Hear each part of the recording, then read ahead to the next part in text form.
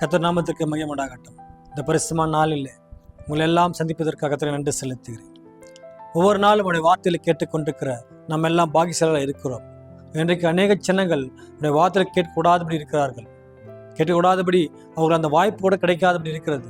ஆனால் நம்ம உடைய வார்த்தையில் தியானித்து கொண்டிருக்கிறோம், வசனத்தை பார்த்து கொண்டிருக்கிறோம், கேட்டுக்கொண்டிருக்கிறோம். நம்ம எல்லாம் பாக்கியசாலிகளாக இருக்கிறோம். இந்த பரிசுத்தமான நாளிலே ஆண்டவராக இயேசு கிறிஸ்து இந்த லோகத்தில் எதற்காக வந்தார், ஏன் வந்தார்? அவருடைய நமக்காக பாடுபட்டு அடிக்கப்பட்டு நொறுக்கப்பட்டார். அதற்கு முன்பாக நடந்த ஒரு விஷயத்தான் இன்னைக்கு பார்க்க போகிறோம். பரிசுத்த மத்திய சுவிசேஷ புஸ்தகத்திலே 21ஆம் அதிகாரம் 9ஆம் வசனம் பற்றி பார்க்கிறோம். முன் நடப்பாரும் பின் நடப்பாரும் ஆகிய திரளான ஜனங்கள் தாவீதின் குமாரனுக்கு ஓசன்னா, கர்த்தரின் நாமத்தினாலே வருகிறவர் சோதரிக்கப்பட்டவர், உன்னத்திலே ஓசன்னா என்று சொல்லி ஆர்ப்பரித்தார்கள். ஆண்டவர் இயேசு கிறிஸ்து தாம் காட்டி கொடுக்கப்படுவோம், தாம் நம்ம ஜனங்களுக்காக அடிக்கப்படுவோம், ரத்தம் சிந்தப்படுவோம், மறிப்போம் என்று அவருக்கு தெரியும். இது எல்லாமே முன்குறித்து எழுதப்பட்டதா இருக்கிறது.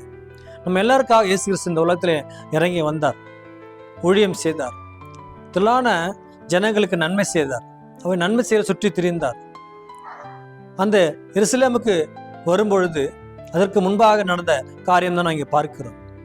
அங்கே ஒரு ஊரில் சீசலை பார்த்து சொல்கிறாரு, நீங்கள் அங்கே போயிட்டு கிராமத்தில் போங்க, அங்கே ஒரு கழுதை இருக்கும், கழுதின் குட்டி இருக்கும், அதை அவிழ்த்து கொண்டு வாருங்கள் என்று சொன்னபோது யாராவது சொன்னால் அது ஆண்டவருக்கு வேண்டும் என்று சொல்லுங்கள். அப்போது ஆண்டவருக்காக அங்கே ஒரு கழுதை ஆயத்தப்படுத்தப்பட்டு வைக்கப்பட்டிருக்கிறது. இயேசு கிறிஸ்து அந்த நகரத்திற்கு வரும்பொழுது அவரை ஏற்றுச் செல்வதற்காக ஒரு கழுதை ஆண்டவர் ஏற்படுத்தி வைத்திருக்கிறார். யாரும் ஏறாத ஒரு கழுதையாக, அந்த கழுதையின் குட்டியாக மரியின் மேலும் ஆண்டவர் ஏறி வந்தார் என்று பார்க்கிறோம். அந்த ஜனங்கள் எல்லாரும் அவரை ஆர்ப்பரித்தார்கள். இயேசு இந்த உலகத்திலே பிறந்த பொழுது அங்கே சீசர்கள் தோன்றினார்கள், மேய்ப்படத்தில் தோன்றினார்கள்.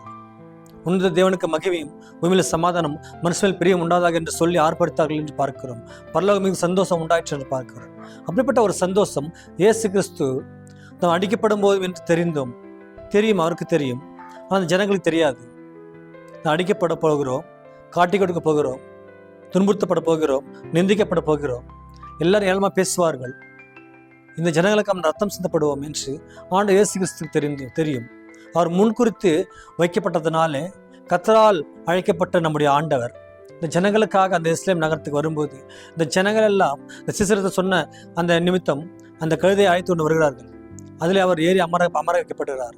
அங்கே அவர்கள் துணிகள்லாம் விரிக்கிறார்கள், மரக்கலையெல்லாம் தரித்து போடுகிறார்கள்.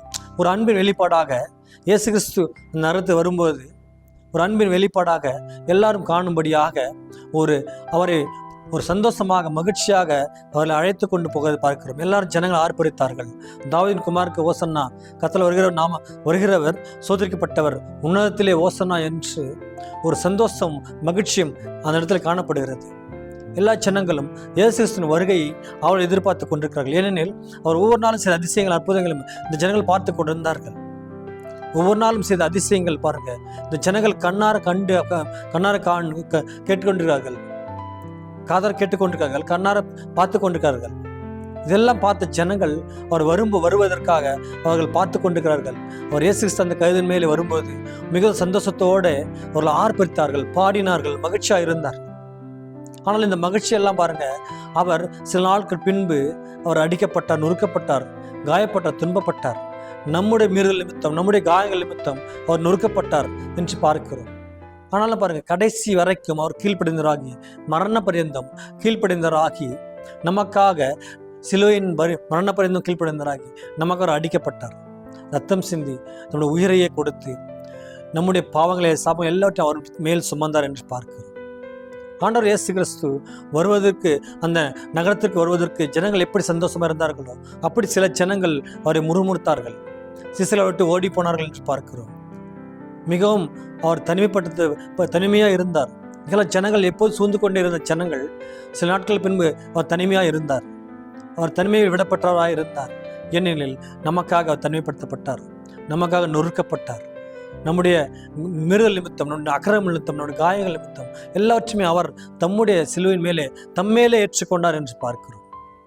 உன்னதத்தின் தேவன், கர்த்தரால் வருகிறவர், தாவீதின் குமாரர் என்றெல்லாம் இந்த ஜனங்கள் சொல்கிறார்கள் பார்க்கிறோம். இந்த ஜனங்கள் எல்லாம் தெரியும். ஆனாலும் அவரை தான் ஜனங்கள் எல்லாம் மறுதளிக்கிறார்கள். அவரை சிலுவையில் அறையும் என்று கூக்குகிறார்கள். இன்றைக்கு கூட அநேக ஜனங்கள் அப்படித்தான் இருக்கிறார்கள். ஆண்டவருடைய அதிசயத்தையும் அற்புதத்தையும் நன்மையும் பெற்றுக்கொண்ட ஜனங்கள் சில பேர் அவரை ஏற்றுக்கொள்ளாதபடி இன்றைக்கு கண்மூடித்தனமாக இருக்கிறார்கள். அவர் செய்த அதிசயத்தை மறந்து போகிறார்கள். அவர் செய்த நன்மைகள் மறந்து போகிறார்கள்.